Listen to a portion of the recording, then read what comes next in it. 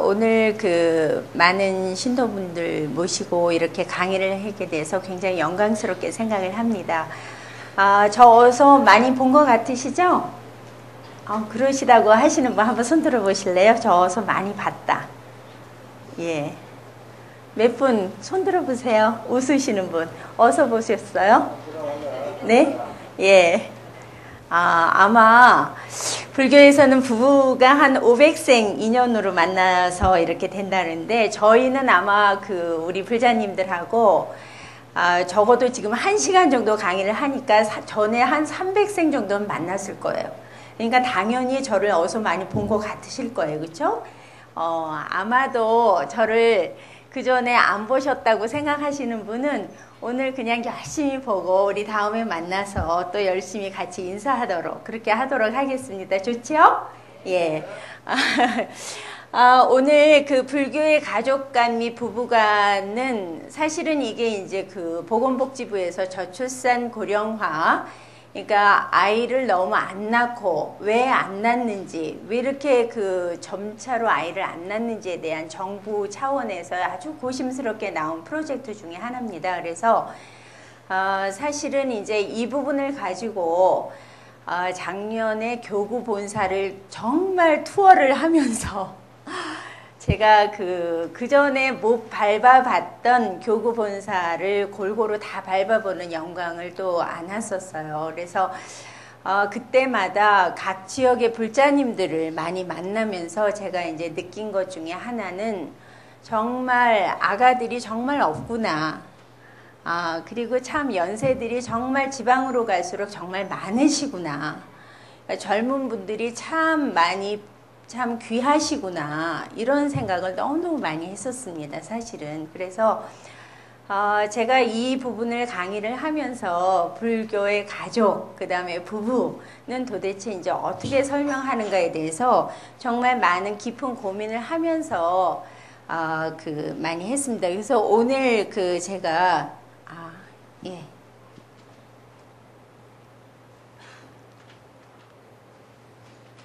엔터? 네. 예. 이걸 돌려야 돼요? 예. 밑으로 내려요?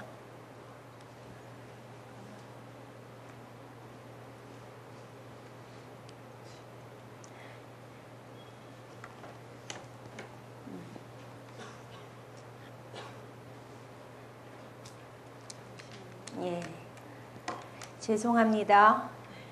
기계적 작동이.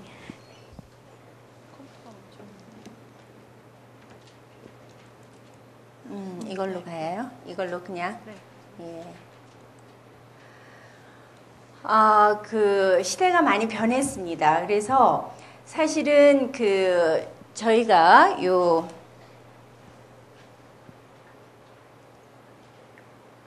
레이저 어디 있어요?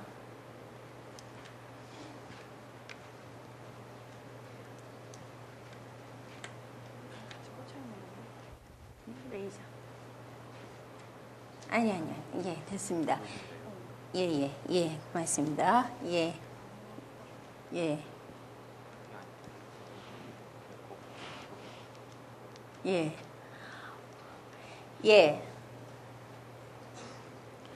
지금 요렇게 이제 이게 1950년대 여기 계신 분들이 거의 1950년대, 60년대 이후에 많은 생을 사신 분들이시죠. 그죠? 제가 정각원에서 그걸 받을 때 50대, 40대, 50대 정도, 60대 이 정도 어르신들이 여기 많이 계시다고 이제 했거든요. 그래서 그때 아마 사셨던 분들은 정말 30년 만에 우리나라가 고도 압축 성장을 했잖아요. 산업화라고 하는 부분은 아마 그래서 그때 굉장히 열심히 일하신 산업의 역군들이 아마 여기 다 계실 겁니다. 그때의 가족과 지금의 가족은 굉장히 틀리죠. 우리나라가 정보화 사회라고 진입을 한 게 1989년 베를린 장벽이 무너졌을 때 우리나라는 정보화 사회에 굉장히 일찍 진입을 했죠. 그래서 그 전에 우리나라는 다른 나라 영국 같은 경우에는 한 300년, 200~300년 걸린 산업화를 우리나라는 한 20~30년에 걸려서 했기 때문에 정말 빨리빨리 하면서 다리도 빨리빨리 무너지고 그랬죠. 그래가지고 너무나 빠른 시일 내에 너무나 고도압축 성장을 하니까 가족은 어떻게 됐겠어요? 가족이 정말 문제가 너무너무 많이 생겼습니다. 가족들이. 그래서 지금은 어떤 가족이 이렇게 저기 하냐? 지금은 1989년에 우리나라가 정보의 사업에 진입을 하면서 대중 소비, 여기 보면 스펙타클 뭐 이런 얘기가 있고 다양한 가족이 출연했다 이런 얘기가 있잖아요. 그래서 사실은 예전에는 그 독신 가족은 가족이라고 취급을 안 하고 가구라고 하는 말로 그 가족학 교과서에 이렇게 있는데, 요새는 독신이 너무 많아가지고요. 지금 아마도 우리 그 신도분들 중에서도 자식들이 결혼들을 너무 안 해서 또는 너무 늦게 해서, 그래서 그 칸가루 가족이라고 많이 들어보셨죠? 늦게까지 여기다가 배에 넣고 하느라고 엄마 배가 찢어진다. 심지어는 너무 오랜 동안에 부모한테 딱 붙어서 있다. 그래서 심지어 어떤 사회학자들은 빈대라고 하는 너무 끔찍한 용어를 사용하고 하기도 해요. 그만큼 결혼들이 늦어지니까 한 30, 40대, 그죠? 그래서 요새는 20대 결혼을 하신다고 하는 경우에는 정말 드물어요. 여기서 20대 결혼하신 분 한 분 손 들어 보실래요? 20대. 나는 20대 결혼했다. 예, 두 분밖에 안 계세요? 어머 세상에, 너무나 그 앞서가시는 분들만. 여기 한 세 분. 한 30대 결혼하셨다. 30대. 30대. 예. 저기 혹시 결혼들 안 하신 분이 혹시 계세요? 우리, 예. 한 30대, 네, 30대 정도? 예, 40대 결혼하셨다. 안 계시죠? 거의 아마 20대 이렇게 하셨을 거예요. 그죠? 그래서, 지금 하버마스라고 하는 사람은 어떤 얘기를 했냐 하면, 지금 그 예전에는 정당성의 위기가 있다면 지금은 뭘 해야 될지 모르겠다라고 하는 거. 그러니까 뭔가를 잘 모르겠다. 그래서 아마 뭔가를 잘 아시기 위해서 이렇게 토요일 날 우리 큰 스님 법회 나오시고 그러셨을 거예요. 그죠? 그래서 지금 해외에서 이렇게 특히나 불교 쪽에 지금 이제 독일이나 프랑스나 이쪽 오히려 유럽 쪽에서는 불교가 굉장하잖아요. 석학들이 오히려. 그래서 굉장히 저희한테 오히려 이제 그쪽에서 우리의 가치를 더 먼저 알고 다시 역수출되는 이상한, 그러니까 우리가 갖고 있는 너무나 좋은 거를 오히려 외국에서 인정해서 오히려 거꾸로 이렇게 되는 오히려 그런 인식들이 요새 있어요. 그러니까 템플스테이 같은 것도 굉장히 중요한 부분이잖아요. 그죠? 그래서 이제 이런 부분에 대해서 저기를 하는 거죠. 엔터. 예. 네. 자, 그래서 우리가 최근에 있는 그 가족의 위기들이 있습니다. 그래서 가족의 스트레스 요인이 되는 사건, 이게 이제 ABC X 모델이라고 해서 이 모델이 왜 나왔냐 하면 전쟁 후에 나왔어요. 그러니까 이게 처음에 1949년에 미국에서, 그러니까 외국에서는 2차 세계대전이 끝난, 그죠? 우리도 이제 45년에 해방이 됐고, 우리는 다시 50년에 다시 전쟁이라고 하는 거에 들어갔지만, 그래서 ABC X 모델이라고 하는 것은 뭐냐면 가족을 설명하는 굉장히 중요한 요인이에요. 그래서 가족의 스트레스 요인이 되는 사건이 있다. 여기 보면 이제 사건들이 있죠. 남편이 카드값을 너무 써. 이런 것도 스트레스 요인이 되죠. 우리 애가 진짜 결혼을 안 해. 스트레스 요인이 되죠. 공부할 거 다 멀쩡했는데 취업이 안 돼. 요새 이제 88만 원 세대 그래가지고 잘 취업이 안 되거든요. 취업이 안 돼. 이런 것들이 다 스트레스 요인이 되는 사건 중에 하나예요. 우리 아내가 요새 40이 넘고 50이 되더니 막 주부 우울증에 시달려. 우리 남편 너무 45세 정년 55, 6도 56세 저희가 돼가지고 지금 일찍 나가라 그래서 너무 스트레스 받아. 이런 게 지금 전부 가족의 스트레스 사건들 중에 하나거든요. 그래서 그러면 이런 집집마다 스트레스 요인이 되는 사건은 굉장히 비슷합니다. 그런데 가족마다 위기에 대처하는 가족 자원들은 굉장히 틀려요. 그렇죠? 그래서 어떤 집은 자원이 굉장히 많고 어떤 집은 없어요. 그러면 그리고 어떤 집은 그 사건에 대해서 어떻게 인지하는가 이게 굉장히 틀립니다. 그래서 그 부분에 대해서 이거를 가지고 어떤 식으로 이렇게 대체를 하냐 하면 그럼 왜 그렇게 이런 일이 생겼냐. 자, 지금은 우리나라 지금 대학생들의 우울증 성향이 70% 너무 놀랍죠. 그죠? 자, 그러면 우울증이 예전에 없던 우울증이 왜 이렇게 많이 생겼을까? 아까도 얘기했지만 30년간에 걸쳐서 너무나 압축적으로 성장을 했기 때문에 가족이 너무너무 스트레스를 받았어요. 그러니까 주로 아버지들은 밖에서 너무 열심히 일하셨죠. 그 다음에 아내들은 아이들 대학 보내고 이런 것 때문에 굉장히 그 스트레스 심하고 그래서 우리나라가 스트레스 지수가 굉장히 높은 나라 중에 하나입니다. 굉장히 자살률 1위. 그래서 지금 불교 상담이나 이런 쪽에서는 왜 자살 위기 방지를 어떻게 할 것인가라고 하는 부분이 불교가 굉장히 많이 기여를 하고 있는 지금 상태죠.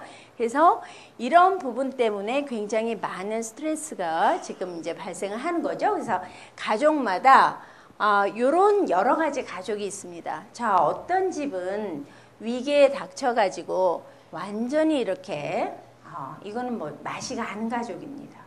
맛이 싹 가가지고 지하로 딱 해서 없어지는 이게 이제 가족이 공중분해가 되고 해체가 되는 상태를 이야기하죠.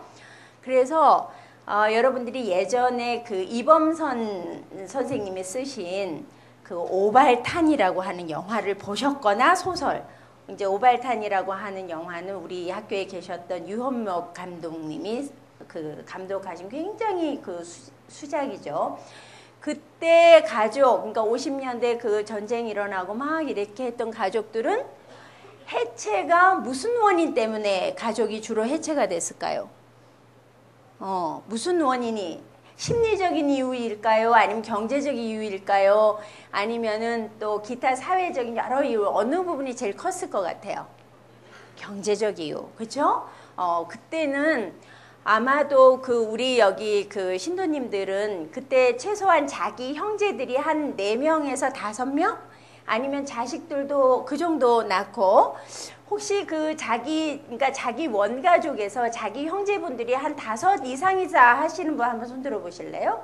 5 이상. 우리 집은 한 5. 아마 그러실 겁니다. 왜냐면 그때가 그 5 이상인 집이 굉장히 다복한 집의 상징으로. 혹시 8명 계세요? 8명 이상. 예, 계시죠? 분명히 계실 겁니다. 혹시 2자릿수 넘어가는 집 계십니까? 10명이나 이렇게 11명. 계시나요? 안 계신가요? 네, 어떤 집은 10명까지도 제가 봤습니다. 10명. 굉장하죠. 어떻게 도대체 애들을 키웠는지. 그러니까 서로 컸을 거예요. 서로 위해서 해서 아마도 그때는 그 부모가 키우는 것보다도 누나나 서로 키우면서 서로 자랐던 그때는 굉장히 다복한 집. 그래서 그때 그 한 5이나 또는 10 이런 집은 한번 나가서 애들 들어올 때 이제 발가락 밤에 들어올 때 그죠? 애들 다 있나 이렇게 가랑이 숫자 세는 거죠. 한참 세는 거죠. 그래서 처용가가 갑자기 생각나죠. 딴 사람 들어와서 가랑이가 내가 분명히 없는데 가랑이가 4개가 있어. 뭔 일이야 그게, 그죠? 삼국유사의 처용가에 나오면 자기가 분명히 남편이 어디 갔다 나왔는데 들어와 봤더니 가랑이가 4개야. 웬 가랑이냐 이러고 처용이 노래하죠.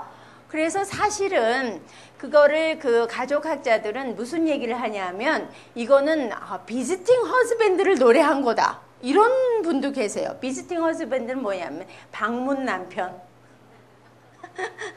어디 가서 왜냐면 비지팅 허즈밴드라고 하는 것이 문화인류학적으로 있거든요. 실제로 방문 남편. 실제로 여러분이 이제 중국에 루구호라고 하는 데 가면 수족이 있어요. 모수족이 있는데 거기는 아직까지도 남자들이 낮에는 이렇게 나댕기지를 않아요. 밤에만 살짝 나와요. 정말 비지팅 방문 남편이에요. 왜냐하면 거기는 여자들이 굉장히 모든 권력을 갖고 있어요. 그러니까 지금까지 남아있는 굉장히 모계 사회의 하나예요. 근데 이제 중국이 소수민족 정책을 쓰면서 왜 전부 중국이 남자 위주로 모든 거를 하라고 막 이렇게 강조했을 때도 그 동네는 조용했대요. 왜냐하면 굉장히 거기를 건너가려면 커다란 바다와 같은 루구호를 건너야 돼요.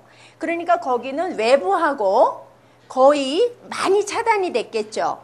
그렇죠? 그래서 이제 말을 안 듣고 있다가 너무 말 들어서 이제 남자들이 이제 얼굴을 내밀면서 일을 이렇게 하러 간 거예요. 일을 하러 갔는데 다시 중국이 정책을 바꿔가지고 다시 소수민족 니네 알아서 전통 지키면서 잘 살아라 그러니까 다시 남자들이 아이고 만세 이러면서 다시 들어갔대요. 그러니까 그게 참 어려운 거예요. 그래서 거기는 여자들이 다 경제적인 일을 하고 여자들이 모든 걸 저기 하고 그렇게 내려가요. 남자들은 언제 나타나요? 밤에 나타나요. 그러면 어떻게 밤에 나타나는 그 순번을 정해야 될 거 아니에요. 아무나 룰 없이 아무나 밤에 나타나는 건 아니에요. 굉장히 룰이 있어요. 마음에 들면 굉장히 아주 로맨틱하게 낮에 나뭇잎을 주고받아요. 나랑 너랑 하고 싶다. 아내, 남편 하고 싶다. 그래서 낭만적으로 나뭇잎을 주고받아요. 그래가지고 거기서 아주 룰이 있죠. 그래가지고 거기서 그럼 헤어질 때는 어떻게 할까요? 나뭇잎을 찢으면 되겠죠. 너무 낭만적이죠. 거기는 그러니까 다이아나, 루비나, 사파이어보다는 나뭇잎이 더 중요해요. 그죠? 그래서 돈은 참 안 들겠죠. 나뭇잎만 잘 주면 되니까. 그래가지고 그래서 그렇게 해가지고 이제 각종 이렇게 일들이 벌어지죠. 그런 집이 있고 또 봅시다. 자, 이런 집은 어떻게 될까요? 원래 위기의 상황이 딱 닥쳤는데 원래 한참의 이런 아주 힘든 기간을 거쳐서 예전의 수준으로 다시 돌아간다. 이거는 괜찮은 거예요. 좀 힘들었지만. 그리고 또 어떤 집은 어떻게 될까요? 예전에 위기가 있는데 예전보다 훨씬 더 높은 상태로 돌아간다. 이거가 오히려 전화위복이다. 그래서 위기가 기회가 됐다. 이렇게 되는 집이죠. 그러면 제일 바람직한 집은 어떤 집일까요? 전화위복이 되는 집이죠. 자, 그러면 가족이 갈등이 굉장히 많고 당연하게 많은데 어떤 집은 이렇게 맛이 가고 다 해체가 돼서 뿔뿔이. 그래서 예전에 여러분들이 아침마당 이런 거 보시면 예전에 헤어졌던 형제 자매 찾고 주로 뭐 때문에 찾아요? 우리 너무 입 하나 줄이려고 우리 애를 딴 집에 맡겼어요. 이런 집 굉장히 많았어요. 그죠? 그래서 형제가 다 뿔뿔이 흩어졌어요. 여러분들이 최근에 굉장히 재미있게 보셨을 것 같은 자이언트 같은 게 바로 그런 거예요. 형제가 다 부모해서 다 뿔뿔이 흩어져서 끝끝내 막내도 찾긴 찾죠? 다 찾았어요. 그러니까 그 세월이 얼마나 많이 걸리겠어요. 그래서 그렇게 해체가 됐다가 한 30년, 40년, 50년 만에 원가족을 만나는 경우도 있고 혹은 전쟁 때문에 내려와서 아직도 못 만나는 가족이 아직도 여전히 우리나라는 존재하죠. 그죠? 그래서 그러면 이런 집들은 자 이렇게 여러 가지 가족이 위기가 변할 때 그러면 이 불교는 어떤 식으로 이 천수천안 우리 관세음보살님께서 어떻게 이거를 손을 잡아줄 것인가 하는 것이 굉장히 중요한 부분이라고 할 수 있겠죠. 그죠? 그래서 사실은 불교는 굉장히 여러 가지 가족을 얘기하는 데 있어서 이때까지는 유교가 굉장히 많은 이야기를 해왔잖아요. 사실은. 그런데 불교는 가족윤리가 제가 이제 뭐 가족윤리로 박사를 받았기도 했지만 불교 가족윤리는 사실은 어마어마한 체계예요. 불교 자체도 어마어마하지만 어마어마한 책입니다. 이거가 요새 한창 유행하는 가족을 설명하는 거시체계, 외체계, 미시 중간체계라고 하는 굉장히 유명한 하버드의 브롬펜브레너라고 하는 굉장히 어려운 이름을 쓰시는 분이 계세요. 어렵죠, 이름도. 거기다 앞에도 유리라고, 유리 브롬펜브레너예요. 근데 여러분이 알겠지만 유리라고 하는 것은 러시아에서 우리나라 철수처럼 많이 쓰는 이름이죠. 그래서 이분이 이제 러시아 분이에요. 그래서 이분이 그 가족을 설명하는 이 체계를 했는데 이분이 사실은 자 봅시다. 이거는 여기서 보면 미시체계, 중간체계, 외체계, 거시체계라고 하는 것은 이분이 러시아 분이기 때문에 이렇게 러시아 인형을 가지고 설명했어요. 이거 많이 보셨죠? 러시안 돌. 그래서 이분이 어떻게 이걸 설명했냐면 자 러시아 인형을 이렇게 착 하면은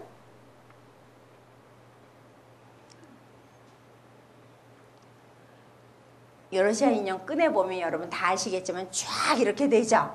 조그만 거부터 큰 거에 이르기까지. 그래서 사실은 이분이 얘기한 거는 그 양반이 얘기했지만 이거는 불교에서 얘기하는 중중무진연기에 이런 부분을 얘기하는 거예요, 사실은. 그러니까 이분은 자 경계선, 밀착된 경계선, 제가 여기 경직된 경계선, 건강한 경계선 이렇게 얘기했는데 자 요만한 여기 요만한 이 부분에서부터 이 큰 이 인형에 이르기까지 각종 이런 것들이 이렇게 쫙 돼 있죠. 집에 러시안 인형 뭐 이렇게 갖고 계신 분 계시죠? 그래서 꺼내 보면 모양은 다 작은데 다 자기 체계로 돼 있죠. 그래서 사실은 이제 이런 부분이 가족을 설명하는 굉장히 중요한 부분이다라고 이분이 얘기했는데 이거가 최근에 서양에서 제일 유행하는 가족을 설명하는 중요한 이론 중에 하나예요. 그런데 여러분 이거 내가 처음에 이거 쫙 봤을 때 우리 이제 봤을 때 어머 이건 불교에서 얘기하는 정말 이런 무진한 끝도 없는 연기 체계를 가리키는구나 라는 생각이 딱 들었어요. 여러분 그런 생각 드시죠? 왜냐하면 보세요. 인허, 극미의 세계, 불교에서 얘기하는 극미인허라고 하죠. 경계가 없는 수질, 경계 자체도 허한 세계. 그죠? 그게 이제 브롬펜브로는 미시라고 하는 한데 사실 미시에 한계가 있어요, 없어요? 없죠. 인간이 이 조그만 인형을 만들 수만 있다면 더 만들어 갖고 나갈 수도 있겠죠. 근데 사람 손으로 더 이상 못 만드니까 지금 이 정도로 하는 거죠. 자, 끝에 큰 세계도 어때요? 사람이 만들 수만 있다면 더 만들 수 있는데 우리가 이런 거를 이렇게 통틀어 봤을 때 인허의 세계. 지금 이제 물리학에서는 나노 이런 거 하잖아요. 그죠? 나노. 거의 예전에 얘기하는 마이크론의 세계, 아주 극미의 세계, 나노에 지금 그걸 한단 말이죠. 그죠? 나노라고 하는 것이 얼마나, 그러니까 불교에서 얘기하는 중중무진, 그죠? 끝이 없는 조그만 세계에서부터 우리가 상상할 수 없는 어마어마한 범위까지의 연기 체계가 가족을 설명하는 중요한 이론으로 서양에서는 지금 한창 뜨고 있는 거예요. 근데 이거를 사실은 우리가 불교 가족을 연구하는 사람들이 이런 부분을 중중무진으로 계속 설명하고 이런 부분이 어머나 세상에 서양 사람들이 얘기하는 거 이미 우리한테 다 갖고 있는, 그죠? 그러니까 이런 부분이 있어서 우리가 불교라고 하는 부분이 가족을 설명하는데 얼마나 정말 위대한 그 책임가를 다시 한번 제가 이제 느끼는 부분이 됐다고 할 수가 있겠죠. 자, 그래서 자 이거 보세요. 자, 사티어라고 하는 사람은 가족을 모빌과 같다 이렇게 설명했어요. 자, 모빌. 여러분이 이제 어떤 사람, 모빌은 한 군데만 움직이면 전체가 다 영향을 받죠. 어떻게 영향받냐? 자, 아버지가 갑자기 퇴직을 하셨어요. 요새 이제 갑자기 남편더러 어느 날 갑자기 관두라 그래. 가족이 영향을 받죠. 무진장 받죠. 그죠? 그래서 이런 체계. 또 남편이 술을 너무 좋아해. 술을. 그러면 가족이 그거 환영합니다라고 하는 부인 별로 없으시죠. 그죠? 내가 더 먹어? 화가 나서. 그래서 그래서 어쨌든 영향 받죠. 아이가 공부를 조금 소홀히 해. 영향 받죠, 당연히. 그래서 요새 제일 영향을 받는 게 어떤 걸까요? 변수 중에서 시어머니가 조금 그러셔. 그러면 영향 받으시죠. 요새 제일 영향 받는 게 어떤 부분이 제일 영향을 받을까요? 현재 변수가. 어떤 거요? 네? 시험. 지금 혹시 대학 입시 이쪽 만약에 대학 입시를 앞둔 자녀를 둔 분은 그게 제일 영향을 받을 거예요. 그리고 결혼을 앞둔 가족 그 아이를 둔 사람은 마음에 안 드는 거가 제일 영향이 크겠죠. 누군가가 마음에 들면 변함없겠지만 그래서 자 이렇게 해서 영향을 받는다. 이런 것이 사실은 굉장한 연기체죠. 그래서 사실은 가족이 자기 하나하나가 건강한 체계를 갖고 있는 게 되게 중요해요. 그래서 여기 보면 자 그래서 그러면 우리의 가족은 자 봅시다. 가족이 패러다임이라고 하는 부분이 있어요. 이게 뭐냐면 언제 제일 많이 부딪히냐 하면 결혼할 때 제일 많이 부딪혀요. 자 갈등. 아까 그 루고호의 그 사람들은 나무잎 주면서 혼수라고 할 것도 없이 그죠? 그렇게 하고 하는데 우리나라는 최근에 갑자기 그 혼수 비용이 많이 들죠. 여기서 아이 가족 결혼시키신 분 얼마나 돈을 들여서 하신 분이 혹시 자녀분 결혼시킨 분 한번 손도 한번 들어보실래요? 몇 분이나 되시나? 결혼 출가 예 저기 분 얼마나 비용이 혹시 드셨어요? 네? 앞으로 전해주세요. 쭉 얼마요? 네. 3? 예. 1,000만 원. 1,000만 원. 야, 4천만 원. 또 3 경매하는 것 같아요. 지금 다 3천 또 예, 3천 정도. 1억. 예. 우리 역시 정각 원장님이 시세를 잘 아세요. 예. 예. 1억도 드는 집도 있어요. 예. 이제 지금 1,000만 원 말씀하신 분은 정말 그냥 이렇게 자기가 벌어서 잘 가게 했던 수준의 그죠? 아주 1억. 심지어 어떤 집은 더 많이 하는 집도 있겠죠. 이렇게 막 3, 지금 4, 막 이렇게 5, 막 이렇게 나가고, 막 이렇게 나가고, 막 이러셨어요. 자, 그래서 결혼할 때 제일 많이 부딪혀요. 실제로. 자, 혼수 때문에도 부딪히고, 경제적인 거 부딪히고, 또 뭐가 틀려요? 종교가 틀린 것 같고 굉장히 부딪혀요. 그죠? 종교가 틀려서 부딪히는 제일 집안의 대소사가 어떤 게 있어요? 제사 문제가 있죠. 그죠? 종교가 틀릴 때 제사 문제가 굉장히 첨예해요. 그래서 불교 집안에 이제 제사를 안 모시는 어떤 며느리가 혹시 이렇게 한다면 제사 때문에 굉장히 갈등이 크죠. 그죠? 그래서 사실은 저는 학생들한테 종교가 틀릴 경우에는 될 수 있으면 종교를 맞춰서 하는 게 좋다고 얘기해요. 왜냐하면 우리나라는 제사가 굉장히 중요하죠. 가족에서 정말 중요한 부분인데 그거를 안 한다고 하면 갈등은 어때요? 뭐 그냥 바로바로 90%가 내재돼 있다고 봐야 돼요. 그런 거 잘 맞춰야 되고 또 요새는 외모 자본이 굉장히 중요하죠. 외모 자본이 굉장히 중요해요. 그래서 요새는 아마도 그 딸이나 아들도 성형외과를 가가지고 리모델링을 시키는 그래서 요새는 리모델링 수준이 아니라 재건축 수준을 하는 사람도 있어요. 그래서 재건축 수준은 거의 골조를 깎아내리는 거죠. 그래서 뭐 이렇게 눈에 살짝 줄 긋고 이런 수준은 요새는 성형이라고 얘기도 안 한다고 얘기하죠. 그래서 이제 뭐 거의 이렇게 뼈를 이렇게 거의 막 리모델링 해가지고 사람을 거의 개조를 시키는 이런 경우도 꽤 많죠.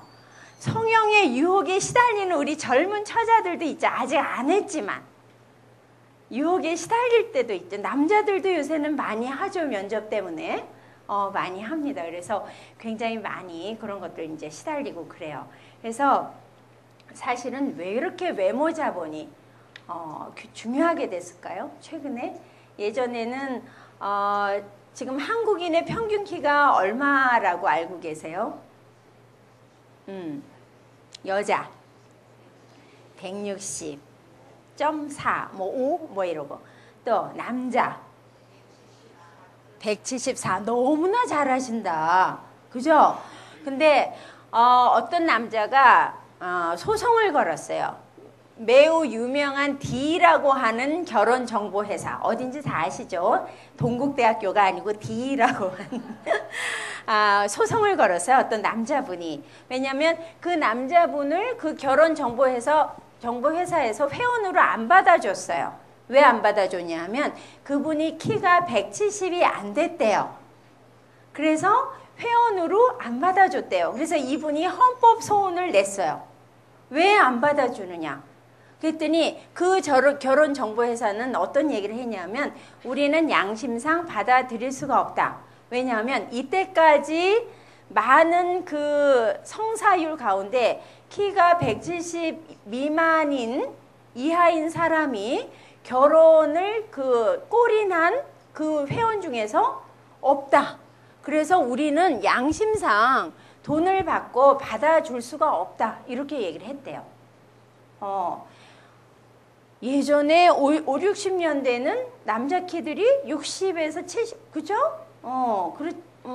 요새는 어때요?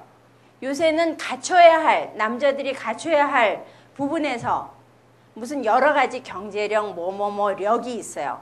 거기서 빼놓지 않아야 되는 게 어떤 거예요? 키가 자본이 됐어요. 키가 자본이 됐어요. 그래서 요새는 우리 결혼 안 했죠? 우리 여자 신도 결혼 안 한 것 같아요. 그죠? 남자 키가 어느 정도가 돼야 멋있다고 생각을 해. 솔직히 20대지 지금. 응? 얼마? 180? 180? 180. 그죠? 184 심지어. 심지어 184. 또 190? 190. 190은 싫어. 180에서 189까지만 이 좋아. 179는 안 되겠어요? 그래서 심지어 남자들이 깔창을 넣어서 신어요. 그래서 요새 남자들 구두 잘 살펴봐야 돼. 깔창 있죠? 그래서 깔창을 막 신어요. 그래서 키가 어떻게 할 수가 없어요. 요새는 예전에 없던 굉장히 얼굴은 어떻게 리모델링이 되는데 키는 안 되잖아. 그죠? 그래서 이제 키가 큰 남자를 굉장히 선호하는. 그래서 여기서 이제 키 큰 아들을 둔 사람은 굉장히 돈 번 거지, 사실은. 자, 여기서 180 넘는 분 한번 손 들어보세요. 우리 젊은 분들은 넘을 거예요. 180 넘으세요. 또 우리 남학생 넘죠? 안경 78. 괜찮아. 연예인은 78이면 85라고 속여요. 괜찮아. 깔창 한 5cm 넣으면 돼요. 요새 그죠? 그래서 이제 요새는 여자고 남자고 굉장히 키 자본이 중요한 시대가 됐어요. 사실은 저 위에서 보면 제가 제일 커요. 하늘에서부터 재면. 그죠? 사실 땅에서부터 재는 건 좀 문제가 있어요. 그래서 사실은 이제 이런 부분들이 굉장히 중요한 자본이 됐고, 이런 것들이 예전에 없던 갈등의 요인이 되기도 해요. 그죠? 그래서 심지어는 요새는 가족 패러다임이 한국 사람끼리만 결혼한 거 아니고, 심지어는 우리 원장 스님 같은 경우는 영어를 굉장히 잘하시는 스님으로 제가 알고 있지만, 우리 그 신도분들도 앞으로 한 3개국어를 해야 될 수도 있어요.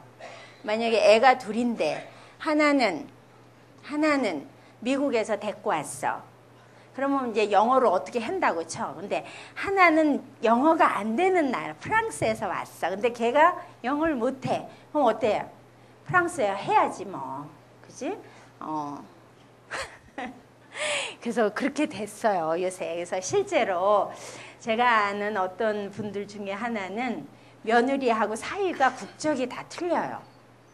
딸하고 아들 뭐 이렇게 해갖고. 그러니까 그 집은 만나면 공용어를 영어를 주로 쓰긴 한대요. 근데 벨기에나 덴마크는 무슨 언어를 쓰는지 모르겠어요. 사위가 벨기에래. 근데 영어를 잘 저기 아는. 근데 이제 문제는 지금 영미권이나 이쪽은 해외에서 이렇게 결혼을 해도 선호들을 하죠. 그지? 크게 뭐 나는 외국 사람하고도 결혼할 수 있다. 한번 손 들어보세요. 결혼 안. 우리 할 수 있다. 어느 나라? 원하는 나라 있어요? 원하는 나라? 미국이나 일본. 딴 나라는 안 돼요? 안 돼요. 근데 우리나라에 와 있는 지금 굉장히 다문화 가족이 주로 어느 나라예요? 우리나라에 굉장히 많죠. 지금 어느 나라? 베트남, 또 중국, 한쪽이 제일 많아요. 또 일본이 여기 중국권에는 일본 쪽 그 가족 굉장히 많죠. 또 짐바브웨. 진짜 우리 원장님의 이 유머 감각을 따라갈 수가 없어요. 짐바브웨 또 필리핀, 또 필리핀 너무 많아요. 남쪽으로 갈수록 어때요? 필리핀 너무 많이 있어요. 또 동남아 쪽이 굉장히 많죠. 여러분 반가반가라고 하는 영화 보셨어요? 반가반가 영화를 아직 안 보셨으면 꼭 보세요. 너무너무 잘된 영화예요. 그래서 한국 사람이 취직이 안 돼서 부탄 사람 닮아서 부탄 사람으로 해서 취직을 하는 그런 내용이에요. 근데 예, 아시죠? 그 부탄 사람 닮은 배우. 예, 그래서 부탄 사람으로 위장 취업을 해가지고 부탄 사람보다 더 부탄스럽게 우리나라에 와 있는 부탄 사람이 딱 3명이래요. 부탄 대사님, 사모님, 그 다음에 그 사람. 그래서 거기서 일어나는 한국의 다문화 가족에서 벌어지는 그런 일을 그린 영화예요. 굉장히 잘 됐으니까 여러분 한번 꼭 보시고. 그래서 우리 저 학생처럼 혹시 외국 사람하고 결혼하는 것도 지금 주로 선진국하고 부탄이나 방글라데시는 선호를 안 해요. 외국이라고 다 외국이 아닌 거지. 그래서 이제 사실은 우리가 유교 전통에서는 특히 우리나라에서 순혈이라고 하는 주의를 굉장히 강조했던 나라 중에 하나죠. 우리나라가 단일 뭐 이런 거 얘기해가지고. 근데 최근에는 혈연을 더 넘어서 인연의 세계, 이게 이제 불교에서 얘기하는 인연을 얘기하는 거죠. 그죠? 그러면 인연이라는 게 어떤 의미의 체계냐? 여러분 이 가족의 탄생 혹시 보셨어요? 영화? 가족의 탄생 보신 분? 이건 꽤 보셨을 거예요. 예, 꼭 보셨죠? 가족의 탄생이라고 하는 영화를 보면 여기서 부부 관계로 나오는 분이 누굴 것 같아요? 안 보신 분들 그냥 생각 한번 해보세요. 여기 뭐 굉장히 불자들, 우리 고두심 씨 굉장히 불자도 많이 계시고, 그죠? 자, 누구가 여기서 부부였을까요? 부부로 나올까요? 응? 고두심 씨하고 또 엄태웅 씨하고. 나이 차이가 얼마나 날까요? 나이 차가 20살? 20살 정도? 20살 정도 연하? 여기서 여자분들 중에 나 20살 연하 남자까지 감당된다. 한번 손 들어보세요. 난 감당할 수 있다. 예. 감당 가능할까요? 감당 안 돼요? 몇 살까지 가능하시겠어요? 5살. 10살. 10살까지는 가능하시겠다. 10살. 지금 남편이 혹시 연하는 아니신 거죠? 혹시 지금은 아니시지만 10살까지는 5살 정도. 예, 5살 정도 가능하시고, 보통은 이제 우리나라가 남자가 많은 이렇게 연령대로 결혼을 하셨는데, 이제 이 영화에서는 정말 인연으로 이어진 가족이 얼마나 잘 사는지를 정말 보여주는 영화 중에 하나예요. 고두심 씨하고 여러분 짐작대로 엄태웅 씨가 결혼, 부부로 나와요. 한 20살 정도 차이가 나는 거죠. 여자가 연상. 그러면 고두심 씨는 그 전에 어떤 상태냐. 요 딸은 고두심 씨의 전 남편의 딸이에요. 그러니까 고두심 씨하고 혈연 관계가 있어요, 없어요? 없죠. 그러니까 고두심 씨한테 의붓 엄마인데 어느 날 요 엄태웅 씨랑 요 문소리 씨는 남매간이에요. 근데 엄태웅 씨는 매일매일 집 밖을 나가요. 그러니까 가출을 좀 오래 하는 스타일이에요. 그래서 한 번 나가면 한 5년 내지 10년 있다 들어오는 그거를 가출이라고 해야 되나. 어쨌든 그래요. 근데 어느 날 이 고두심 씨를 딱 모시고 집을 들어와요. 누나 혼자 사는 집을 딱 들어와요. 그래서 누나가 얼마나 의아해 했겠어요. 누구신지 하는데 결혼했다고 데리고 와요. 그래서 이제 같이 세 사람이 아주 기묘한 동거가 시작이 돼요. 근데 어느 날 또 한 명의 어린 딸이 찾아와요. 그 어린 딸은 엄태웅 씨가 고두심 씨랑 살면서 네가 어려우면 나를 찾아오라고 오지랖 넓게 주소를 써준 사람이야. 딸이 너무 똑똑해서 어린 때 따라와. 엄마랑 아무 혈연 관계가 없죠. 의붓 엄마인데 오는 거예요. 그래서 넷이 같이 살게 돼요. 집에 아무런 혈연 관계 없는. 근데 어느 날 유일하게 혈연 관계가 있는 이 엄태웅 씨가 집을 또 나가요. 그러니까 세 여자는 아무런 혈연 관계가 없죠. 너무나 평화롭게 잘 살고 있어요. 그래서 이 정유미 씨가 분한 엄마를 큰엄마, 작은엄마라고 하면서 너무나 잘 살고 있어요. 마치 승가 공동체처럼 살고 있죠. 그래서 너무 잘 살고 있어요. 근데 자 여기서 얘기하는 이 공효진 씨하고 요 남자, 이 사람 이름 뭐죠? 봉태규 씨라고 하는, 예, 이 두 사람은 여기서 남매지간이에요. 근데 남매인데 엄마만 같고 아버지는 틀려. 아시겠죠? 여러분 이제 가족관계 쫙 지금 나열이 되시죠? 어떤 관계인지. 그래서 어지간하게 복잡하죠. 그래서 여기 보면 엄마는 같아요. 근데 이 엄마는 사랑이 밥 먹여주는 지상주의자야. 아시겠죠? 사랑이 밥 먹여준다를 삶의 철칙으로 살고 있어요. 그래서 이 봉태규 아버지는 또 유부남이야. 그래서 굉장히 복잡하죠. 그런데 이 가족들이 너무나 잘 사는 인연의 고리로 너무 잘 사는 것들을 보여주는 굉장히 수작의 영화예요. 이게 2006년에 나왔는데 앞으로 가족은 이러한 가족이 될 거라는 것을 예측을 하는 영화 중에 하나예요. 자, 그래서 여러분들이 지금 이제 종 쳐서 이제 종 땡땡, 이제 땡땡. 그래서 저도 이제 빨리 해야 되는데. 자, 예, 지금 이제, 예. 자, 이거 보죠. 자, 이건 뭐예요? 자, 매트릭스 보셨죠? 매트릭스는 영화 금강경을 주제로 했다고 알려지고 있죠. 미쇼비키 현재가 그 천재가 금강경의 이 이게 허상에, 그죠? 그래서 사실은 이러한 우리가 여기서 이제 우리가 500생의 윤회에 거쳐서 불교는 결혼을 한다고 이렇게 얘기하죠. 여기서 제일 중요한 게 불교는 쌍무적 윤리관계. 유교에서도 얘기하는 이제 이렇게 수직적 관계가 아니고 쌍무적 윤리관계로 해서 얼마나 남편과 아내가 서로 평등한 관계인가를 굉장히 존중하고 아까 그 가족의 탄생처럼 너무나 다른 인연의 고리들을 넓게 수용할 수 있는 체계가 불교예요. 사실은. 그래서 그런데 우리나라의 그 양성간 그 남녀 격차가 스리랑카 13위죠, 불교. 자, 우리나라는 몇일까요? 우리나라는 92위예요. 사실 불교 신자가 제일 많은 나라치고 너무나 여성의 지위가 지금 OECD 국가 중에서 낮게 돼 있어요. 사실은 불교를 우리가 하면 우리가 1등이 돼야 되죠.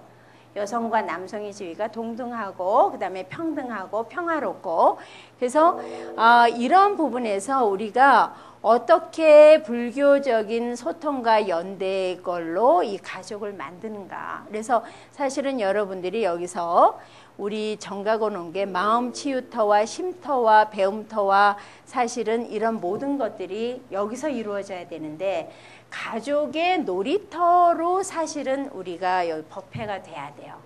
가족이 여기서 와서 정말 놀이터이자 쉼터이자 마음의 안식처이자 이런 식으로 돼야지 되겠죠. 그죠? 그래서 이런 부분을 가지고 우리가 그동안에 겪었던 여러 가지 이런 한 것들이 이렇게 조화롭게 꽃으로 피어나는 그런 가족이 됐으면 굉장히 좋겠다고 생각을 합니다. 제가 종치는 바람에 예, 여러분들도 해서 굉장히 좋은 시간 들어주셔서 경청해 주셔서 감사드립니다. 예, 감사합니다. 예.